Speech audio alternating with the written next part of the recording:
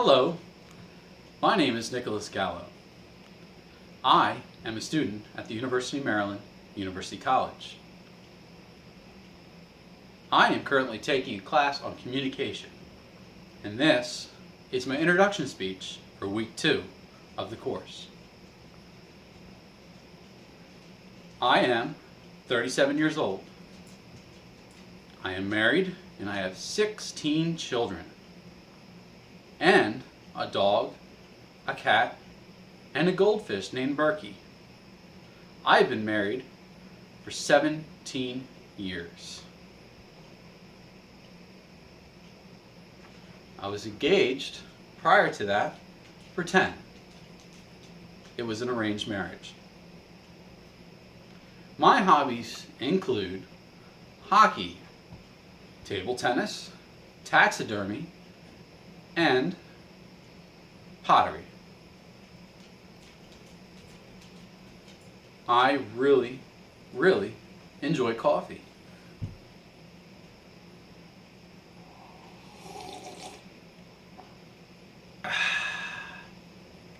I love coffee.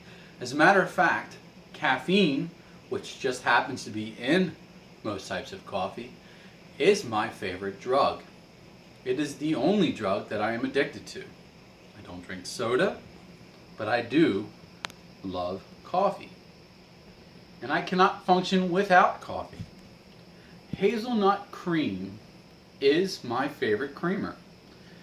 I typically put the creamer in the cup first, and then, watch this, pour the coffee on top.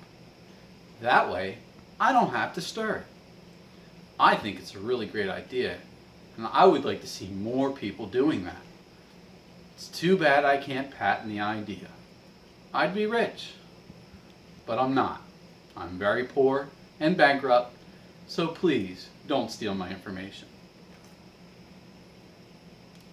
And this, oh wait, let me dive a little deeper. I am also in IT. I work for a very important client. So, to conclude my introduction speech, I would like to talk to you about something very important called PII. You see, PII is personal identifiable information. Information that you really don't want to make public to the World Wide Web, which is coincidentally where YouTube lays. Who has access to the World Wide Web? Why, that's a great question. Absolutely everyone that has an internet connection, with the exception of North Koreans and Chinese who are censored by their own government. So, anybody theoretically would have access to this video, which is now going to be publicly posted to YouTube. Now, what could somebody do with this information? Another excellent question. Mind you, I work in IT. Mind you that network security is crucial to my job. Mind you that I have to be the sole caretaker of my own security clearances. So, how does that relate to my job? How does PII affect my job? Well, my security clearance is affected by such things as credit reports, my legal standing with my local, state, and federal government, and so on and so forth. What could somebody possibly do with the information that I would post in a video, such as hobbies, name of my children, the amount of children that I have, name of my wife, how long we've been married, my actual age, my birth date, and so on and so forth. Let's just think about it for 2 seconds. When you reset your password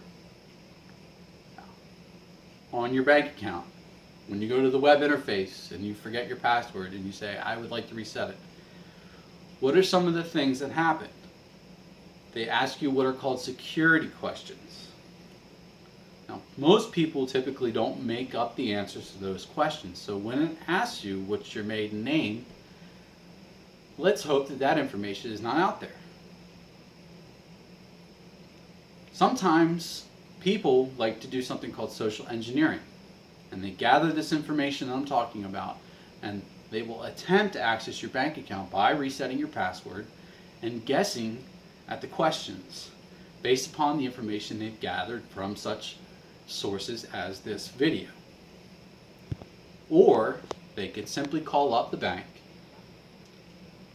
and the person would ask them the same type of questions. Now, you would like to think that that said bank would never give away any of your real personal information or give access to somebody to your bank account just because they didn't have all the information they were requesting.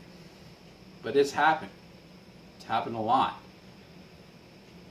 Maybe the attacker doesn't know my social security number, but he does know my birth date. He does know my wife's name, and he does know the first pet that I ever owned. Sometimes banks will still give access to that person.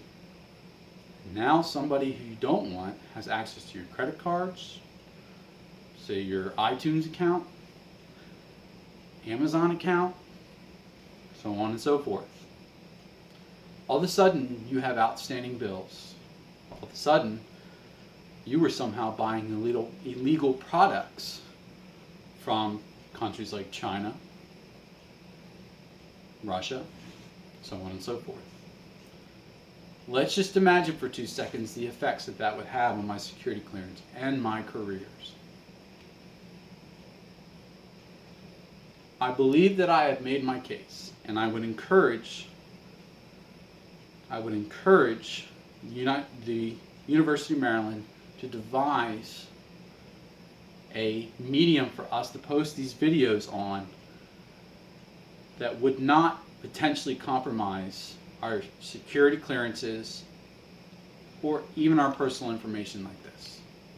I go through great lengths to keep this type of information off of any type of social media, and I do not appreciate having to do this to get a grade, a decent grade, anything but a 0. I imagine it still won't be good, but at least it's not a 0. I am not trying to be disrespectful to you, Professor. However, I think that you need to be aware of this. And I hope that you and I will have a decent relationship going forward, and that I can glean from you the information and knowledge that you have to offer and share so that I can become a better speaker. I want to thank you for your time, and have a good day.